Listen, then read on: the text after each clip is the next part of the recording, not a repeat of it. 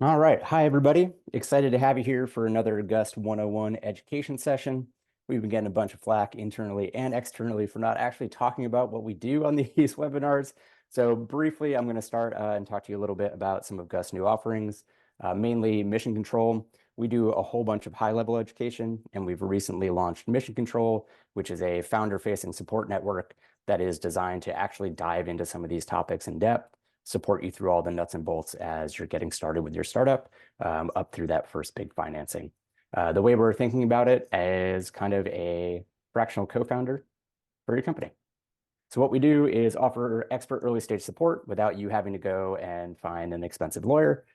We do one-on-one onboarding, weekly office hours, and workshops. You get to learn from fellow founders as they actually navigate things like building their financial model, handling bringing on co-founders, co-founder conflict, managing cap table, early equity, all of that fun stuff. You also get access to a bunch of experts from our network and 40% off all other Gus software. Today, I'm super excited to have with us a Stride. Stride is an awesome New York-based consulting firm. They have actually worked as software consultants and product development consultants with Gust at different points during its lifetime. And a lot of the folks that we talk to at Gust and through Mission Control, we see a lot of non-technical co-founders or people getting started who are navigating trying to build a product for the first time. And obviously, we are in the midst of a paradigm shift with LLMs and AI and their application to actually building technical products.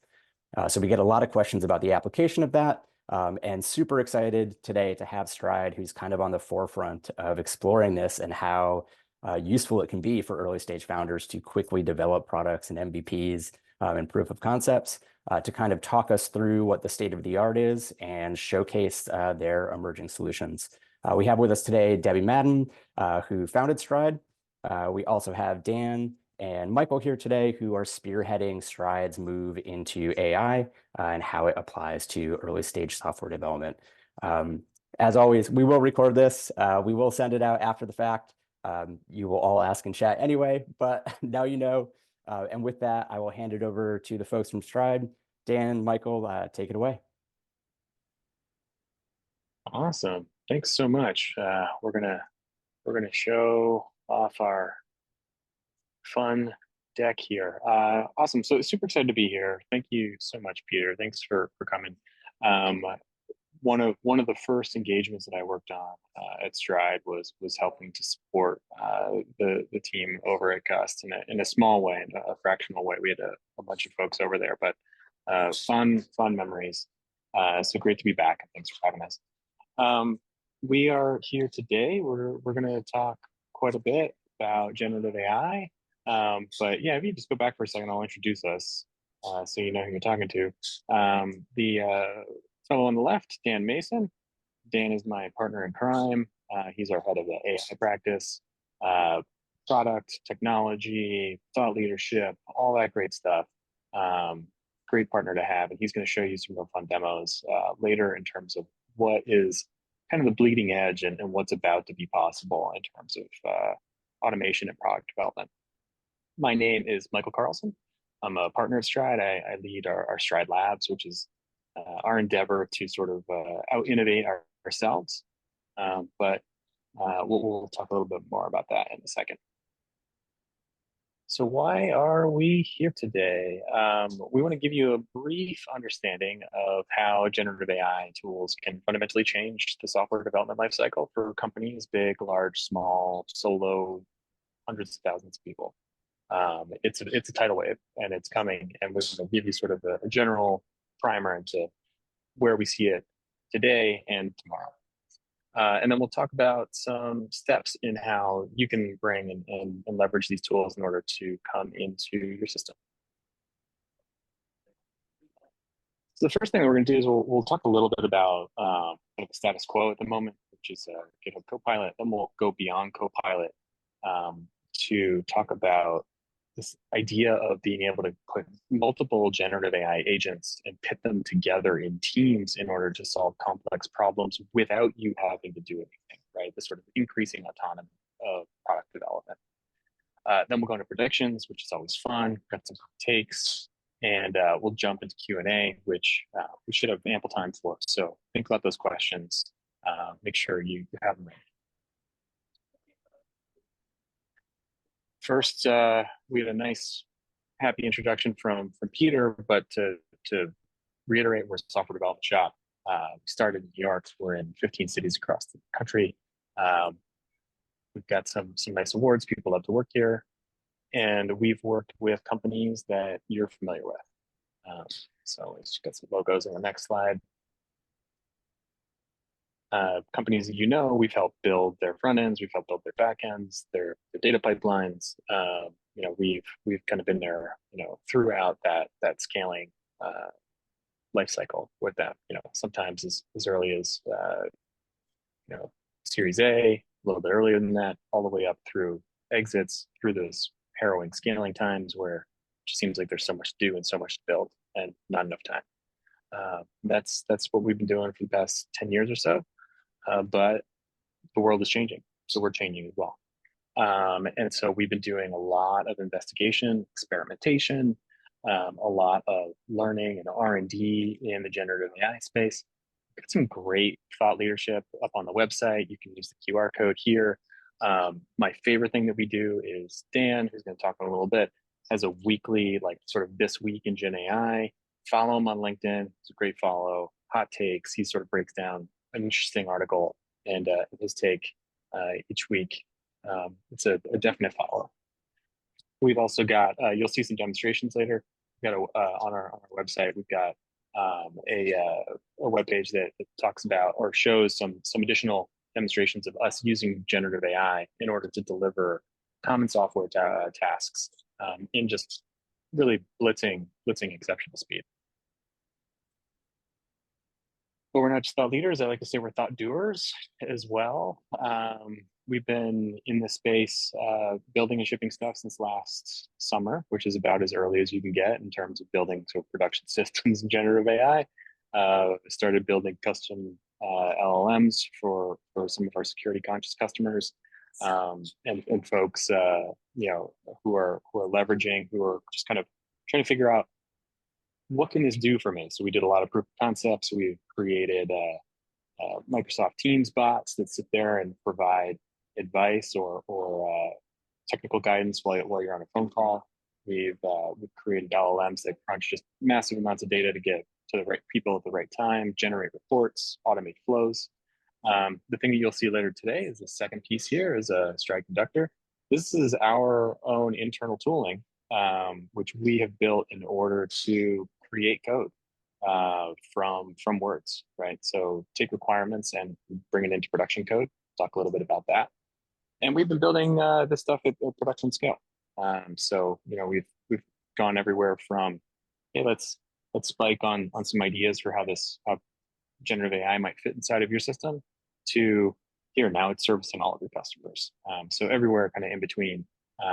We're all over it. You have questions, we'd love to talk to you, get answers most of the time. So let's just start with what the status quo is. Status quo is, this is GitHub Copilot. Probably familiar with this, or you've heard about it. If you think about the traditional way of developing software, you've got this team, right? You've got a product manager, you've got a designer, you've got a couple of developers. We like to pair. We're an extreme programming shop, so our developers frequently work in pairs. And those group of people kind of all come together to say, what's the next thing we need to build? And they break that down to tasks, and developer pair kind of goes off. Sometime later, they come back with the code. It could be hours, could be days, could be weeks. It's a big thing to do, and ship it back. And that's how long it takes to deliver a feature. Now today, or I should say months ago, because today is a little bit more advanced, but with Copilot, basically that same team is able to leverage it's like a tiny jetpack that they could put on their back to move a little bit faster with Copilot, which is a tool that's basically autocomplete for developers. It's smart. It's enabled to suggest different things that you should be writing in your code, and it doesn't do it a ton, but you'll see here this person's about to write a function, and they're adding in a constant. Or sorry, they did an import. They're writing a constant, and it's making this sort of suggestion for what should be on the page. That autocomplete it does save people time, right? All the estimates and things are 5 to 10% of your time. Makes you move a little bit faster.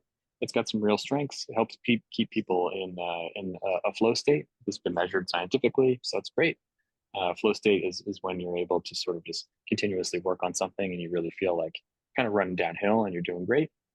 So where it keeps people in flow. There's some speed and efficiency gains, and it works in existing workflows, right? People are able to just install this in their development environments.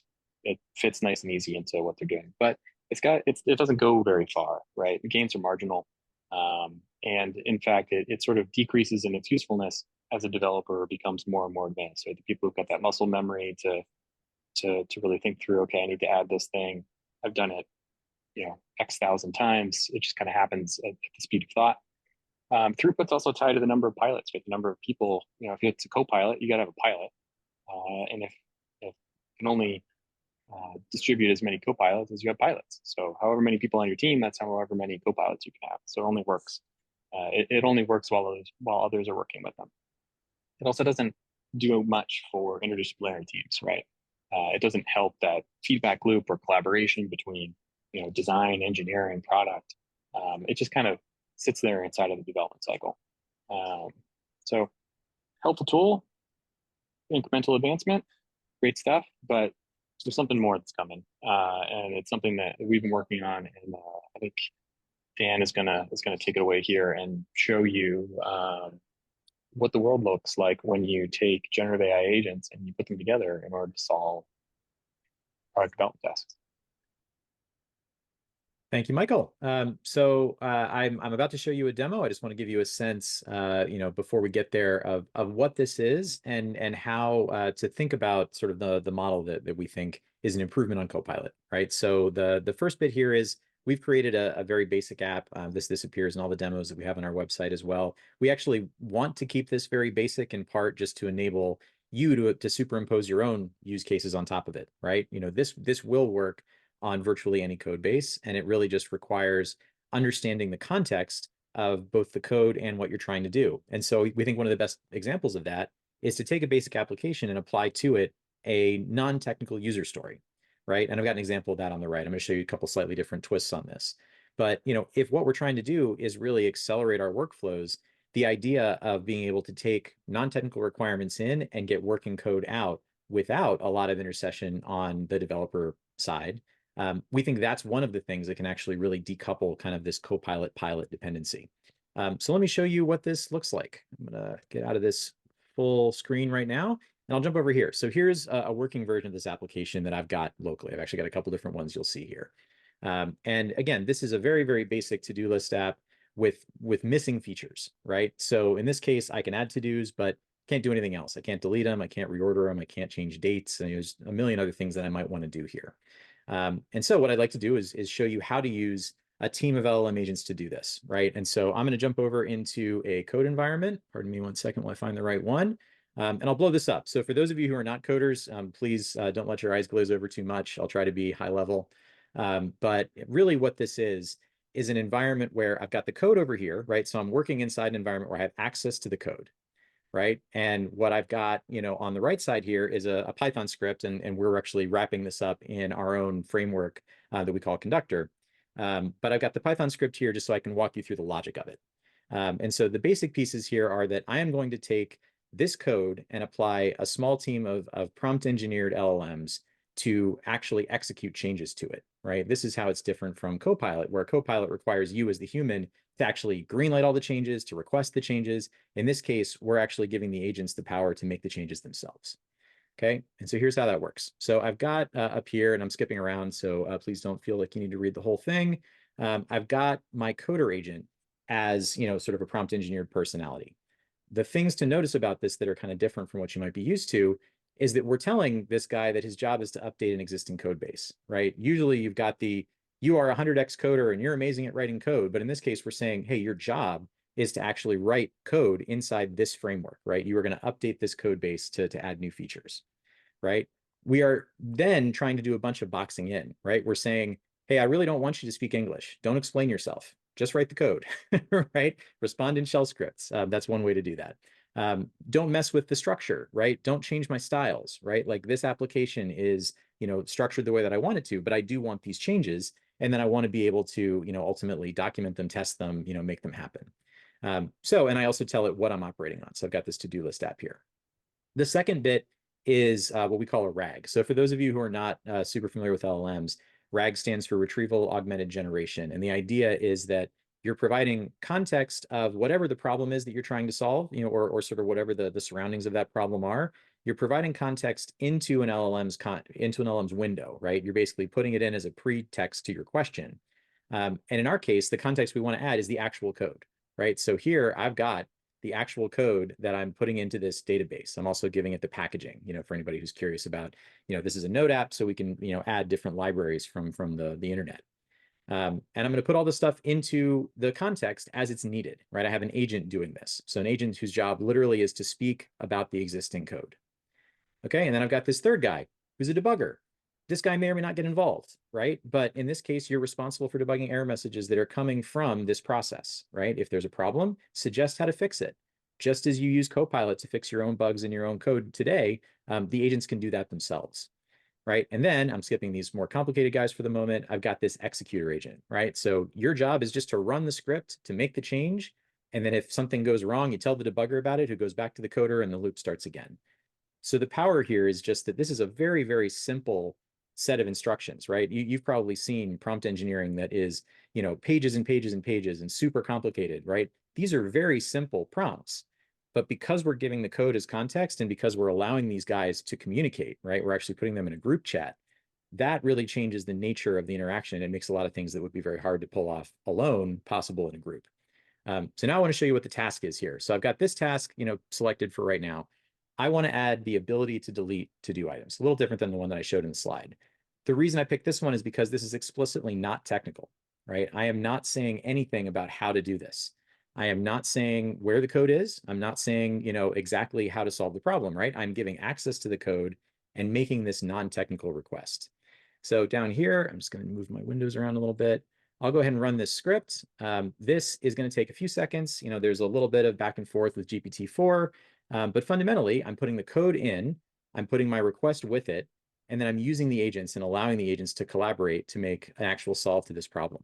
So I'm going to jump back out of here. It looks like that has finished. So you see this is the same app. And now I actually have delete buttons, right? And those delete buttons are functional. So what happened here is that the existing code provided enough of a framework for the agents to write new code that fit with it, right? I didn't say make a button, but it looked at the code that I already had, which included this add to do button. It borrowed the styles because I told it don't change my styles, right? There's a bunch of this instruction that passes straight through and that helps control for the quality of the output. And it understands in principle what the concept of delete is, right? I don't have to teach it that. And it figured out what a to-do item was because I'm pretty sure that the class name has something to do with to-do items. So the code itself was enough, right, to figure out how to solve this problem. This is a very simple example, so I don't want to get overly wound up about this. What I want to show you now is how we would orchestrate this as a part of larger workflows, right? So I'm going to jump over here to another version of this app. So with this one, I'm going to show you how Conductor actually works. Let me find my right window here. So this is now an environment with the same basic code, and I have a slightly more complicated version that I can show you in a minute just to show you how it scales up to full stack applications. But I've got the same basic code here. And I've got now a user story, right? A slightly better version of the thing that I just showed you with acceptance criteria. And acceptance criteria in particular help when you're writing tests, right? Because you can write tests that directly go with those criteria. So now I'm going to run a version of a standard TDD flow. So, Michael mentioned that we are an XP shop. So XP is about pairing programmers. We are also a test-driven development shop.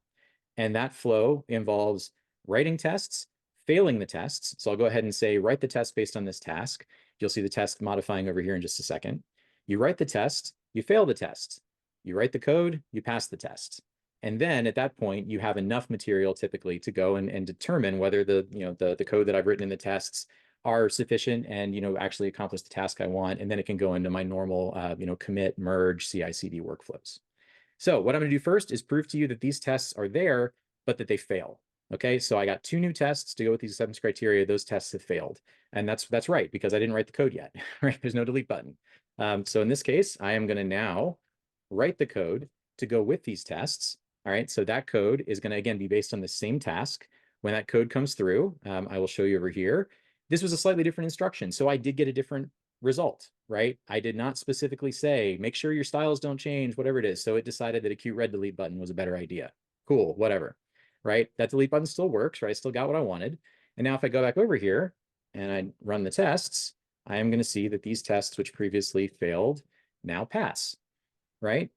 So this, again, extremely simple example, but you can imagine how for any kind of task coming in, as long as you can get to a level where the system understands what you want, where it can test it and verify it, and where it can find the code, right? It actually knows what the code is, then you can get this kind of very streamlined and easily testable set of responses. Okay, so I'm going to show one more thing, then I'm jump back to the deck. You can also do this in batches. So this is where I think the power really comes in, right? So I've got here a list of tickets that I'm just laying out in a CSV, right? Just for sake of argument here. I want a delete button. I want a due date. I want the background color to change. All good, right? The thing we can also do is that we can refine these tasks using essentially the context of the code to do it. So I've already done this just for the interest of time. I've got a file over here, which is taking this initial task, right? Which the delete button needs to be added to do item. I now have acceptance criteria. I have technical notes based on the code, right? I've actually used this environment to refine these tasks. And I can actually point out, hey, here's exactly the files that you need to go look at, which is particularly important because of the fact that as code bases get bigger, you don't want to be guessing, right? You actually do want to have some of this work done ahead of time for you to make the task smaller, right? And then what I could do is I could take this batch of 3 tasks and run it all through Conductor, right? And Conductor can take this file and it'll actually create separate branches for each one of these stories. And then you can look at it the same way that you would if you had a developer, making these changes themselves. Okay, so I'm gonna jump back into the deck and we'll go from there. Any questions on this, please hold to the end. We are happy to answer them. There's a lot here, I know. So what's going on here? So what we have done is create a new paradigm called agent-driven development. That's really what we're thinking about here. And there's a handful of other folks thinking about it this way, but I think large part, most of the industry is still thinking about this as assisted development, right? I'm a human, I want assistance, I want to stay in flow, I want to just have a little bit of help. And what we really think is that this changes the role of the human in the process in a really interesting way. So real quick, I want to talk about what agents are. This is not a universally held definition. This is our take on it. Agents do things. That's number one, right? It's one thing for an LLM to talk back and forth with you, right? A chat can be very helpful. A chat very rarely creates any state change in any of the environments that matter to you. So we think that agents need to be able to execute tasks. They should affect an environment of some sort. And not always, but sometimes they're across systems, right? An agent, can talk to multiple systems or other agents to try to get something done that's larger than a single system. And there are good examples of this out there. In fact, some of them are in, tools like Copilot. When Copilot, you ask it a question about, your workspace. I want to find code somewhere in my workspace. That is an agent who's going out and looking at all the files in your workspace and coming up with a reasonable response. It's not, though, doing, I think, this sort of task execution for you. It's just that it really is looking at this environment in a broader sense. And there's other examples out there in the world. So what happens if you team them up is a version of what I just showed you, right? This idea of you can take large tasks and you can break them down or you can refine them, right? You can improve, right? Via, there's a bug, the debugger can help the coder improve himself, right? The context window, right? The idea that for anybody who's worked with LLMs, the more stuff you stuff into the context window, the sort of more uneven your results get. Because you break it down this way and sort of do smaller pieces of tasks, you can see much better results just because you're not sort of overloading the process. And I think this is the crucial bit, you get a lot of inspectability and readability through this, right? There's a log that comes out with exactly what those agents were talking about. Here's the task that came in, here's the code they looked at, here's the code they produced, here's the tests. All of that stuff creates a paper trail. Because one of the things that you don't really get with Copilot and similar is that paper trail. You get the human version of it, but you don't really get sort of an automated and scalable version.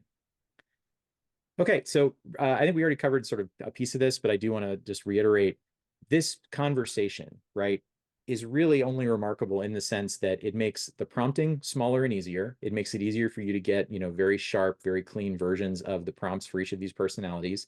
And you get this paper trail, right? You get this result, which can then be part of the commit message and the pull request and anything else that sort of goes into your workflows. And to reiterate what we think this does to the flow, the traditional flow, really still has this substantial bottleneck around the generation of the code, right? This iteration until code complete is a long process. It's not, it varies, right? It's not always, days or weeks, but in a lot of cases it is. Whereas what we think we're going to be able to do with agent-driven development is to take a product and engineering pair, right? We still believe in pairs. We think pairs matter, right? We think that the idea of you having human feedback, someone else who has a different perspective from you, helping to make your product and your workflow better, we think that's still really important. But those people together are going to be working with Conductor, teams of agents, other tools. And that iteration cycle is really, really quick because the code creation is the thing that right now takes the days or weeks. It's not the product engineering back and forth most of the time. It's just the fact that code is hard to write. So that single change, right, makes this entire cycle something where, you may be familiar with 2-week sprints. Our opinion, and this is one of the hot takes, is just that entire mechanism, right, the rhythms of Agile are going to have to change to match this, right? We're going to figure out how together. Okay, so again, what we just saw is really, this notion of working software from non-technical requirements using code as context, decomposing into smaller steps, self-critique, inspectable chains of thought, and speed, right? We think all of these things are really the key drivers in this system. So let me pass back to Michael for a prediction. Awesome. I don't know if it's a prediction so much as a worldview at this point, but yeah. So just by way of ramping into this, a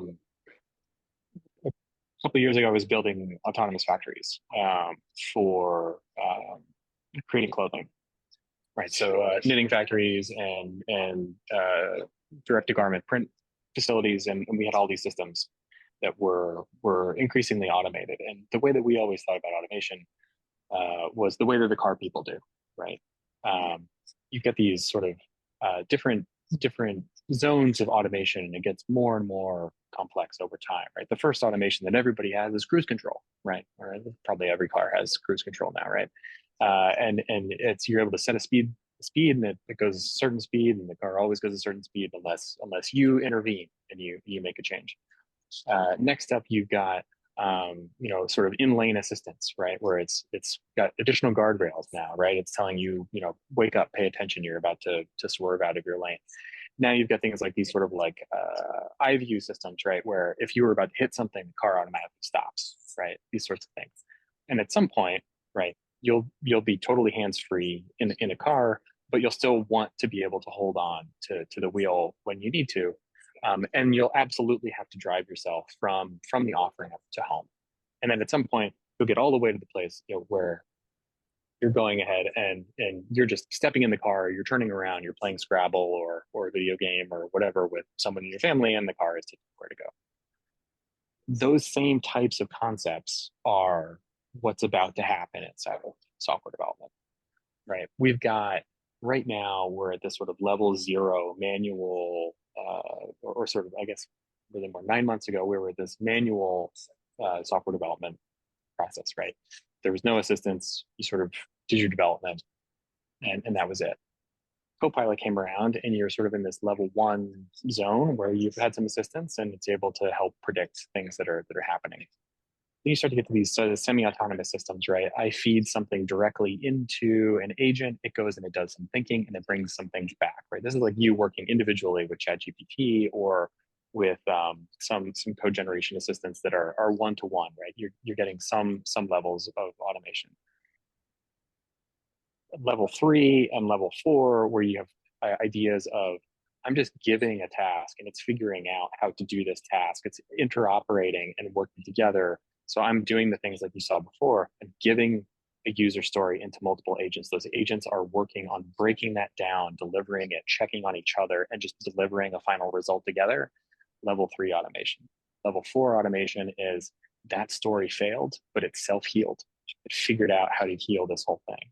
And then level 5 is where it starts making recommendations back. So you think of a level 5 system is I just got a sonar cube or a security alert for my system. It gets piped in automatically. The system knows, here's the spot in my system that needs to be fixed, and it goes and fixes it without any inspection or anything, because you now trust the system. You're going to get close. You're basically going to get on a high prevalence of level 4 automation, like within the next year, right? That's going to be available. You're still going to have people who are holding onto the wheel, right? You're still going to have people who want to drive home on the slick, dark road after they get off of an off ramp if they're going somewhere in the country. This is more going to be a story about us as humans adapting to what is possible. It's finding the areas where we're comfortable, we're not comfortable. This is something I can do in a regulated industry. This is something I can't do in a regulated industry. Those are the sorts of challenges we're going to have. The future is more or less already here, especially with the advent of the models that are coming this summer. So the capabilities are fairly mind-blowing. We just have to get used to it. And that's sort of the prediction there is the teams that figure out the right levels of intervention at the right times are going to be the ones that move the fastest, that get exponential returns in using the systems, are going to be the ones that win, are going to be the ones that put other people out of business. Thank you for all that. So I get the easy part, which is a lot less words. I think the thing that at the highest level, I think is going to start being internalized is the idea that really simple things are absolutely doable with systems like these without a whole lot of thought or configuration or sort of extra work. Now there's some teams that we've talked to who actually prefer doing them. They're like, I love crushing 1-point stories on a Friday afternoon. It makes me feel good. More power to you, right? We want teams to work the way they want to work. There are some teams who are actually really unhappy with their 3-point stories because it's a lot of boilerplate and it's annoying and tedious. That's actually exactly where we want to end up, is we want to do the tedious work, right? We want this system doing the stuff that you know how to do. It's not hard. It's just annoying and tedious, and you'd rather not be doing it. But the point is, it's not really going to be about complexity. It's going to be we can do whatever pieces of your system are parsable and sort of easy to understand. It's your choice, right? We want to give humans the power to figure out how to integrate these things into their teams. So that's number one. I think we will think very differently about readability, right? Because right now, and I think, Michael, you made this point in some of the Q&A, humans are suspicious of these systems. They should be, right? We encourage people to interrogate what's going on here. We're doing the same. But the notion of over time, there is some code that you don't ever need to read, right? You're going to be comfortable having LLMs maintaining all of it. And at that point, it really only matters that you understand what it's doing, you can test it, and that the shell around it is something that you can work with. And that's the third point here. The shell around code is going to start being a lot more important, right? You're going to need to be able to penetration test stuff at all sorts of levels. You're going to want, a lot of inspectability of the system, even if you don't, really know as much about the code as you do today. This is going to be hard for people, right? But it is roughly what happened with higher level programming languages, right? People don't look at their compilers and suspect that their compilers are doing something nefarious, right? We're not there yet with these tools, but we will be, right? So this is very much figure out what that shell around the code and around your systems need to be, and make it great, right? Spend your time there. And then the last bit is just, we really do believe there are wholesale changes coming to Agile, right? We can't say exactly what they are now, because a lot of the bottleneck has always just been how long it takes to write code. So, the notion of changing that is going to move the bottleneck somewhere else, right? The bottleneck will go elsewhere in the system. It could be decision making. It could be, product thinking, design thinking, things like that, some of which can also be AI assisted. But the point is, if you can make a tremendous amount of output, you still have to have a way of deciding what good output is, what actually to include in your product, right? If you can build 10 features now, whereas before you could only build 1, 9 of those features might kill your business. So you still need to choose and actually make a good choice about what's going to go into your product. So we think that the bottleneck is just going to move upstream, and it's going to be really important for companies and teams to figure out how to deal with it. That was all we had. We would love to take questions. We would love to have some wide open conversation about whatever's interesting to you guys, about really any facets of Gen AI. It doesn't have to just be code generation. And I know there's some questions in the Q&A that we could get to as well. So thank you. Yeah, this is awesome. Thanks, guys. So hey everyone, I'm Debbie Madden. I'm the founder and chair of Stride, and so excited to be part of this conversation today. Really appreciate the Gus folks for letting us talk with you guys. So I'm going to read out some questions. We have some in the Q&A that have already been answered that you can peruse through. I'll read out more. 3 ways that you can connect with us after, which I want to mention now in case you run out of time. If you want to learn more about the product that we showed you, Stride Conductor, you can click on this QR code, get to the page, and you can get some information there. If you want to join the wait list, it's very low tech, send me an email. And then if you want to talk to us about our prediction of software development, how agility is going to trump agile, about how you can enable software development through Gen AI outside of using Conductor, send me an email. So want to get started with that. I want to. Oh, sorry, I didn't know if someone was asking a question, but I want to jump in, and so Dan and Michael, feel free to read along with us. So David, hey David, he's got 2 questions. He wants to know when do we see the timetable for the development of like level autonomy 3, 4, and 5, and then relatedly, when we get to 5, does that eliminate the engineer? You know, is it just the PM specifying the need and AI generating the entire app? So I know we have lots of thoughts around that. So let's start there. Yeah, thanks. Great question. So I love using this scale because it's one that people who talk about autonomy are familiar with. I hate using this scale because it's one that people who talk about autonomy debate to no end. So the nuance of this scale is if you have any part of your system in a certain level, now you claim that your system is in that level, and that's actually like by definition. I think this is like an almost regulated sort of definition now in the vehicle autonomy universe. But to that end, there are elements of level 3 and level 4 automation that already exist. You know, in our system, right, you're able to take this story, hand it off, and it produces the pull request, right? We don't, you know, it doesn't do anything. It goes, you know, I think Dan showed you the way to step through and to generate your test and to generate your code. But there's a command in there where you just leave it blank, and you give it the story, and it goes all the way through, and it does the pull request, and it can do that for an entire CSV full of stories. And it will generate a branch and a PR for each one. So there's elements of level 3 already in there. Now level 4, there are also elements of that we're personally working on, which take, so you produce this level 4 story, your tests failed, right? We're piping the results of those tests back into a new task that immediately follows on in order to self-heal and self-remediate, which is technically also, you know, level 4 autonomy. Does that mean that the whole thing is level 4? Does that mean that they can do any type of story? Absolutely not. But there are elements of level 3 and level 4 that are already in existence. Level 5, I don't know that we would want level 5. Frankly, I think there's an efficiency and a lack of inspectability. I think it's pretty scary, frankly, for systems to be building themselves. Now, I think there will be things that are close to level 5 that we would want. I think you'll see the advent. I don't remember the term, and Dan will know this better than me, but there's a vision in the not too distant future of single-use software, right?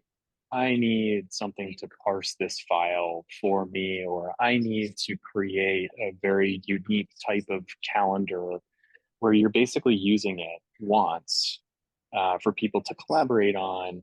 It's producing some artifact and then it's gone, right? It's unique scripts and those sorts of things. I think that's about as far as we'll go until we get to places where, you know, there are self-reinforcing algorithms and things that I am not smart enough to comprehend. It's such an interesting question too, in terms of the role of a software engineer and the types of problems that they will focus on solving as we move through this. You know, there's a question in chat about picking a paradigm in order to architect a system.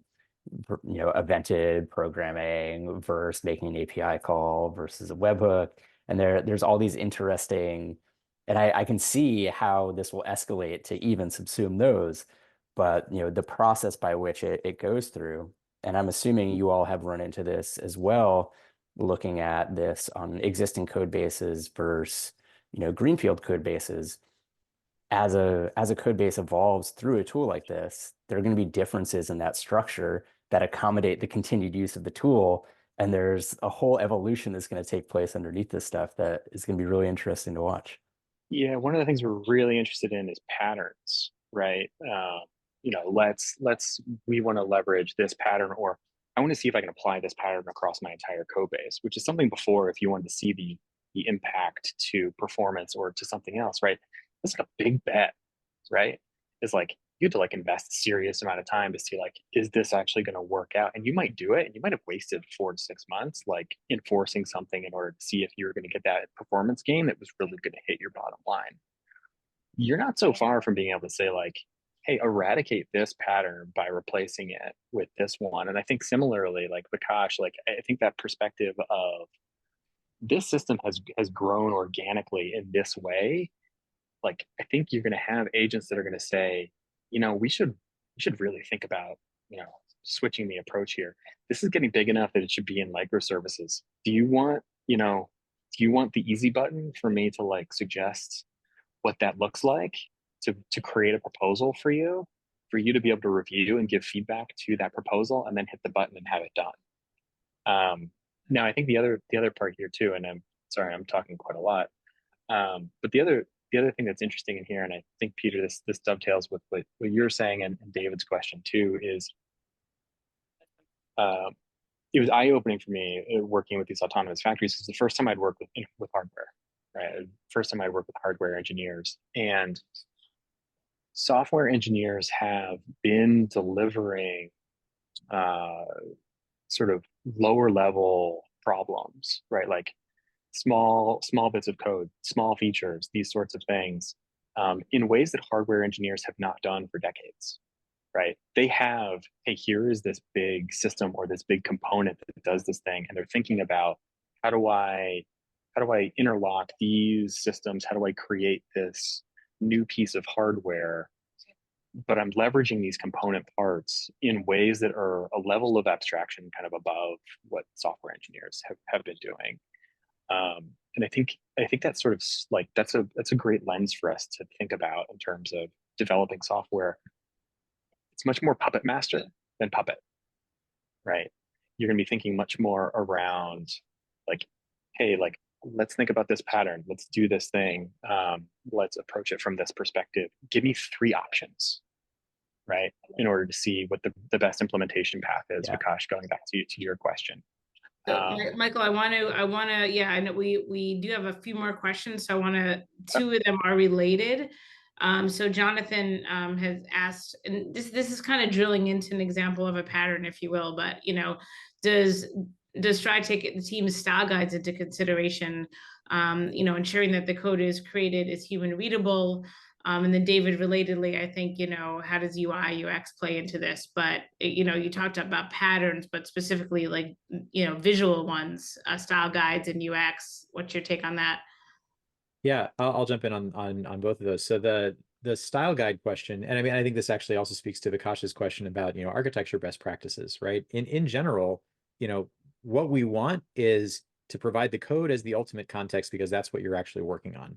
But then to provide instructions on top of that. And the instructions could be along the lines of, when you see this pattern, kill it. That pattern we don't like anymore, but replace it with this one.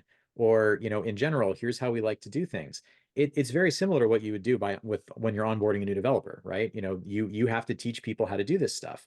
And the nice thing about the AI approach is this is part of the onboarding, right? So in general, when you're setting these systems up, we think that process is fairly heavy, right? You do need to actually make sure that you are providing the right context, the right information, the right guidance. But then once you've done it, a lot of this stuff is self-reinforcing, right? You're not going to go back and have to do it again on every single pull request. And you can automate some of that enforcement, right? So we definitely think that this whole question is mostly, let's determine what it is that you want, right? And provide a pattern as an example. This is, in the LM land, they call it, maybe few shot learning, right? I'll give you a few examples of what I want to see, and then I'm going to let you loose on a broader data set, and I'm going to trust you to do the right thing. And generally speaking, LLMs actually do work really well in that context. But the other thing actually that sort of goes with this, and I think, Michael, you mentioned it briefly, the idea of if you then end up with performance problems, the shell around the code can be monitoring something, and the second that your requests get too slow, it kicks off a process of self-healing and bringing that speed back up, figuring out where it's slow, figuring out how you could re-architect, keeping humans in the loop to approve these changes. But it's a turbocharged version of the monitoring that you're able to do today, right? It is actually able to be able to go down into the code and make both proactive suggestions as well as actual changes that right now would just have to end up on the tech debt backlog, right? That's one of the big things that we think is going to change here, is the way you deal with tech debt, right? And the way that you think about maintenance. And real quick, last point, just I know you mentioned the term malleable software, this idea of like software that you produce, completely custom to you or produce for single use, whatever it is. But like, imagine you don't want to pay for Salesforce anymore, and you really only need like 5 of the features that Salesforce has. Just build software that has those 5 features. If it's cheap enough to make it again or extend it, just do that, right? We're custom software people, so I am talking my own book here. But like, we think that custom software is going to make a lot more sense than SaaS for a lot of things where you really only need a handful of functions. It's interesting. I wanna pull up a question that was actually asked in the chat earlier on, and I kind of typed an answer, but I want to say it out loud because I think it's important. How does our tool fit into highly regulated space like fintech or HIPAA compliant environments? Because I know we think a lot about security and regulation. Yeah, I'll take one shot, but Carlson, please jump in. So in general, we understand what goes into the kinds of audits that are required for people who operate in those regulated industries, right? And a lot of it really does have to do with security in the system, right? So to some degree, where your components live and who has access to them. There's a bunch of that matters. Where your people are, how secure their devices are. But then a good chunk of the rest of it is paper trails, right? It is, how am I treating, the various pieces of information that come into and out of the system? A lot of things don't change, right? If you were HIPAA compliant before and now you're using these tools, you still have to abide by all the same rules. And you just have to make sure that the integration points with the LLM are safe and auditable and considered to be safe and auditable, right? So it's not, I think, the biggest change, but it is something where for a lot of people, especially in this early days, you'll look at it and you'll be like, I can't do that. There's no way that I would pass, one of these audits. So part of our job, especially having worked with a lot of these clients, is to give you the tools to do that, right? To help you get through those processes. Yeah, and to put a finer point on that as well, our system is designed to basically interact with code on disk, right? On your device. We only receive telemetry about what's going on in order to connect to people who are in different organizations. But all of your code is not going outside of your system. It's not coming into our system. This is a big differentiator between us and other people who are approaching this space, care about it deeply. Are we also, we love using OpenAI and GPT-4, but we've enabled the system to be able to access, if you have your own VPC Azure OpenAI service, or it's also configurable for us to leverage your own hosted models or your own local models. The responses aren't as good yet, right? The Mistral local models are pretty great, but they're not going to beat the big models yet. But that's something that we've sort of baked in from day one. Was we want you to be able to use the models that you're comfortable with. We also in the future want to be able for you to use the models that are only as powerful as they need to be to do the job, right? Breaking down tasks, GPT 3.5 can break down tasks all day long into great sort of factors. And as a matter of fact, if you're pegged to GPT 3.5, you don't have to worry about it. You wake up tomorrow and it's a little bit different. So using these like lesser models for some tasks, for code tasks, you might want to invite an agent that comes in from Claude, because Claude is currently the best for doing that. So that's sort of flexibility, both with regards to performance, to cost, to environmental impact, to security. Those are all things that we think about deeply. Awesome. So we're coming up on the end of the hour here. Yeah, Debbie, I'd love to end it just by focusing back on kind of the early stage, our sweet spot.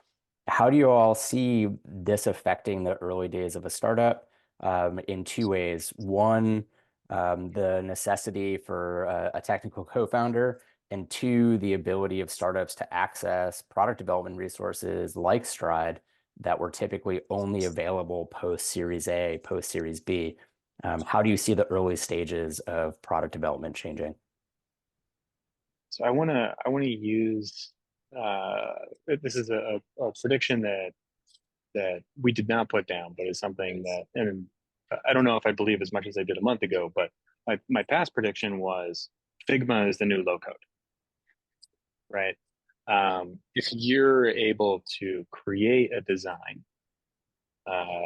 generate an experience, figure that out with AI assistance, should be able to generate a front end from that, right? You can't exactly right now, but not super far off. With the right plugins, the right mix of agents, you should be able to break that down into a component library, break that down into a front end, and then with some descriptions of the types of things that you're going to be able to do or you want to be able to do, you should be able to deliver an application end to end. I think by the end of this year, leveraging some design tools, business thinking, et cetera, to get an MVP up, right? Or to get an alpha prototype up that you can put in front of customers that you can maybe even win some customers with. In terms of that being a scalable system, you still need engineering thinking behind this stuff, right? You still need that stuff in there. But I think you're gonna see a huge escalation in the number of companies that are able to build things that look pretty good very quickly. And then Dan, you and I, there's a topic in here that I think is at your heart um, around code. One of your early posts, right? That all existing code is a Yeah. Yeah, it was everything before GPT-4 is a liability. I mean that was the inflection point, I guess, was like last February.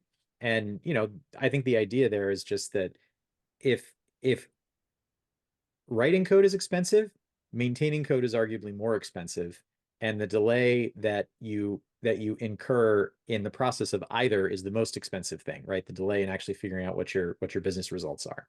So the thing that I think is interesting here is like for the impact on early stage.